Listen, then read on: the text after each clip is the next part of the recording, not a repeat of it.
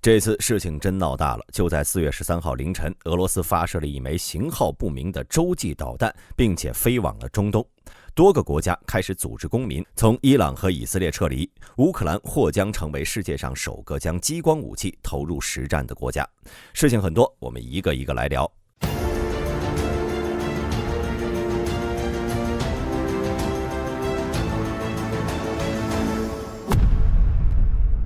这次发射的洲际导弹是从俄罗斯卡普斯京亚尔发射的，该地点呢位于伏尔加格勒东部，距离俄乌边境400多公里。该地呢早在苏联时期就成为导弹和火箭的实验基地，发生过多起的 UFO 目击事件，因此此地也被称为俄罗斯的罗斯威尔。由于距离太远我们只能看到俄罗斯这次发射的弹道导弹是通过陆基卡车移动平台发射的。导弹的细节无法辨认，但根据其尖锐的整流罩外形，大兵推测这枚导弹可能是 RS-26 先锋洲际战略导弹。随后在伊拉克确认该导弹进入了伊拉克领空，在伊拉克境内绕了一圈后坠落在叙利亚境内。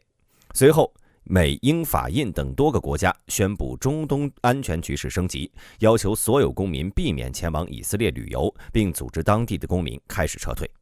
同一天，美国在约旦和伊拉克边境部署了新的导弹防空系统。伊朗警告美国，如果美国干预他和以色列的战争，美军在中东的众多基地也将成为伊朗的打击目标。美国的态度并不明确，伊朗数次请求美国不要干预中东局势，美国都给予了拒绝。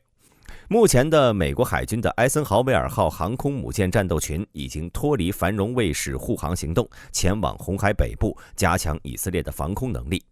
4月12号，根据路透社的报道，一名五角大楼官员表示，国防部正在向中东地区转移额外的部队和装备，这些部署旨在加强地区威慑努力，并加强对美军部队的保护。但五角大楼尚没有公布任何涉及的部队人数和装备信息。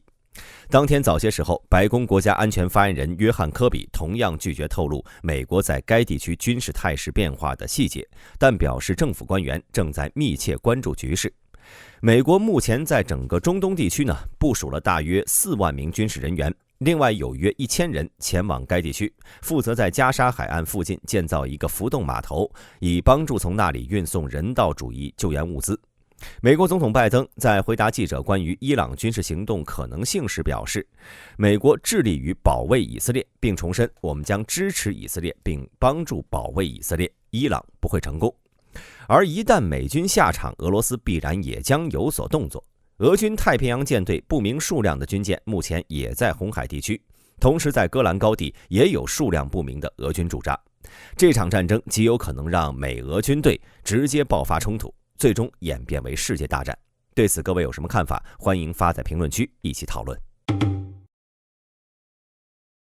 2024年4月12号，英国国防大臣格兰特·沙普斯在访问 Dragonfire 实验室时表示， Dragonfire 激光定向能武器会在2027年之前部署在乌克兰。沙普斯透露，尽管激光系统仍在开发中，但有计划加速其部署。英国的目标是到2027年正式将 Dragonfire 提供给乌克兰。Dragonfire 激光武器是由英国国防部主导开发的产品，项目在2018年启动，最初旨在对抗无人机，但现在其应用范围已经扩大到了应对炮弹、巡航导弹和弹道导弹等威胁。在2024年3月进行的作战测试中，该系统成功拦截了一架4轴飞行器，可以在1公里的距离内击中小到1磅硬币的目标。Dragonfire 系统的一个显著特点是其运营成本效益。根据英国国防部的说法，这种武器的每次发射成本约为10英镑，明显是低于传统防空导弹的成本。后者每枚导弹的成本可能高达数百万美元，这使得 Dragonfire 系统成为各种军事应用的经济上的可行的选择。比如现在正在遭受俄军蜂群无人机袭击的乌克兰。同时，根据图片报消息，乌克兰已经耗尽了其导弹储备，包括爱国者和鸢尾花 T 防空系统。爱国者防空系统是一种导弹平台，旨在进行远距离的防空作战，能够在全环境下运行，射程为70公里，采用90公斤的高爆破片弹头。鸢尾花 T SLM 中程防空导弹系统由德国设计，这些导弹可以达到40公里外的目标，并以3马赫的速度飞行，可以快速拦截空中目标。如果这些信息属实，那么它将给乌克兰带来极大的麻烦。俄罗斯将会更加肆无忌惮地对乌克兰进行空袭。然而之后图片报呢修改了这种说法，所以大兵认为俄乌战场真正的情况依旧是有待观察。接下来我们来看一下俄乌战线变化。在巴赫穆特，俄罗斯军队在巴赫穆特东北部略微推进。在4月11号到12号，俄罗斯军队在佐洛塔里夫卡以西，向上卡米扬斯克和希尔维斯克东南部小幅度推进。4月12号，俄罗斯第137空降团在斯皮尔内和罗兹多利夫卡附近展开阵地战。在西夫亚尔，阵地战仍然在继续，俄罗斯军队正在向卡纳尔郊区推进，并且从博格达尼夫卡向卡利尼夫卡推进。俄罗斯第98 VDV 师正在恰西夫亚尔的东南郊推进。俄罗斯第83 VDV 旅正在克里什基夫卡附近作战。4月12号，俄罗斯军队在阿夫迪夫卡以西的持续战斗中取得小幅进展。俄罗斯军队最近在别尔迪奇以北和乌曼斯克以南略微推进。同时，俄罗斯军队正在新卡利诺夫使用重型滑翔炸弹袭击。在顿涅茨克，俄罗斯军队最近在卡拉斯诺霍里夫卡东南部略有推进。有消息称，俄罗斯军队继续在新米哈伊利夫卡向西推进。在南部战线乌军取得了一些战果。4月12号，扎波罗热州西部的阵地交战仍然在继续，但该地区的前线没有确认的变化。阵地交战继续在罗伯坦和维尔博维附近进行。乌克兰军队使用海马斯火箭弹摧毁了一台位于瓦西利夫卡以南的俄罗斯 Toro M2 防空系统。有消息称，俄罗斯的动员兵部队已经在扎波罗热作战。总体来看俄军依旧是掌握了战场主动权，但推进速度放缓了。乌克兰仍然能凭借其战略纵深拖延俄军的进攻节奏。目前乌军最大的问题仍是缺乏军事援助。4月12号，乌克兰总统泽连斯基在社交媒体上表示，他在当天和荷兰首相吕特通电话时，吕特在通话中表示，荷兰拨款10亿欧元向乌克兰提供军事援助，同时还会拨款4亿欧元用于乌克兰重建，这是两国双边安全协议外的额外援助款。此外，双方还就加快弹药、防空系统等供应问题进行了商谈。有消息称，乌克兰可能会从荷兰获得额外的爱国者系统。但大兵认为，仅靠荷兰的援助难以改变现在的战场形势。想要扭转局势，还是要看老大哥美国啊！但美国现在正忙着援助以色列，毕竟现在中东形势已经不容乐观了。不过好在一些北约盟友还有余力。2024年4月11号，美国批准了挪威向乌克兰转让22架 F-16战斗机的请求，该协议还涉及了荷兰和丹麦。他们共同被授权向乌克兰派遣总共65架的 F-16。挪威国防部表示，正在与乌克兰和参与该倡议的其他国家讨论中，敲定有关捐赠时间表的细节。挪威参与的这一倡议始于去年7月的北约峰会。相关人士透露，挪威将参加一个联盟，该联盟的重点是培训乌克兰人员，操作和维护 F-16战机。在这次峰会之后挪威向丹麦派遣了几架 F-16，以帮助培训乌克兰飞行员和支援人员。尽管捐赠的 F-16战机的具体数量及其战备状态尚未最终确定，但预计今年7月在华盛顿举行的另一次北约峰会后会明确。挪威空军学院副教授拉尔斯·佩德哈加表示，这些飞机对乌克兰非常重要，他们将帮助乌克兰空军跟上世界空军发展的前沿。大兵认为，如果这批 F-16能够成功的在7月之前抵达乌克兰，那么俄军在夏季发动的大规模进攻可能会受到巨大阻力。而在地面战场，马克龙承诺的支援也到了。根据俄罗斯媒体报道，法国外籍军团的第一批部队在4月11号抵达了斯拉维扬斯克，并且立刻遭到了俄军炮火的攻击。据军事纪事报报道，法国外籍军团第3步兵团加入了乌克兰武装部队第54独立机械化旅。该特遣队由100名炮兵侦察专家和一个专门从事防御工事和野战建设的工程小组组成。他们不会直接参与战斗，而是协助乌克兰武装部队的防御。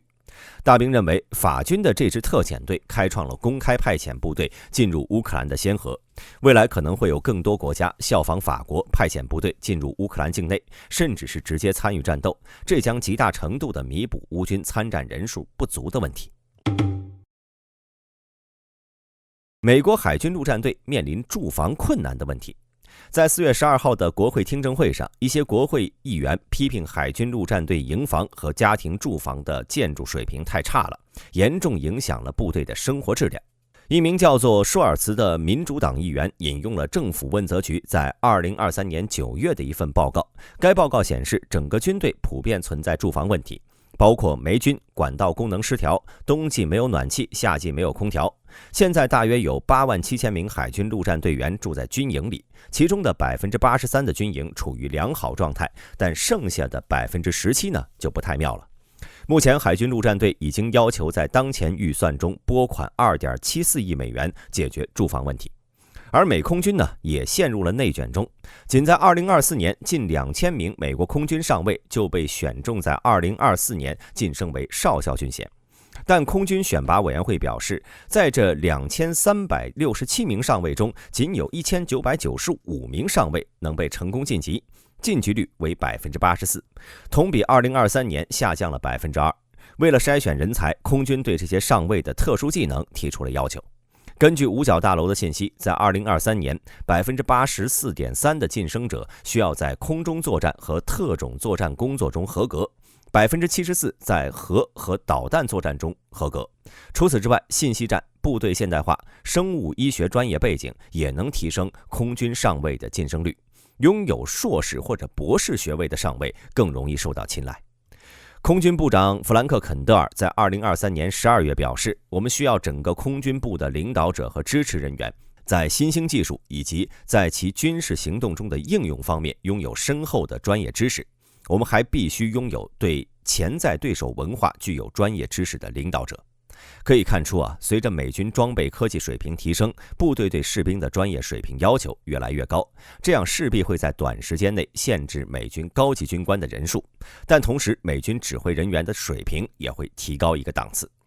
视角来转向北约，法国的戴高乐号航空母舰及其打击群将首次在北约的指挥下在地中海作战。法国航母打击群司令雅克·马拉德少将宣布，戴高乐号在一艘法国防空护卫舰、一艘多任务护卫舰和一艘核攻击潜艇的陪同下，将在4月22号开始在地中海部署。来自美国、西班牙、希腊、意大利和葡萄牙的船只将共同参与护航项目。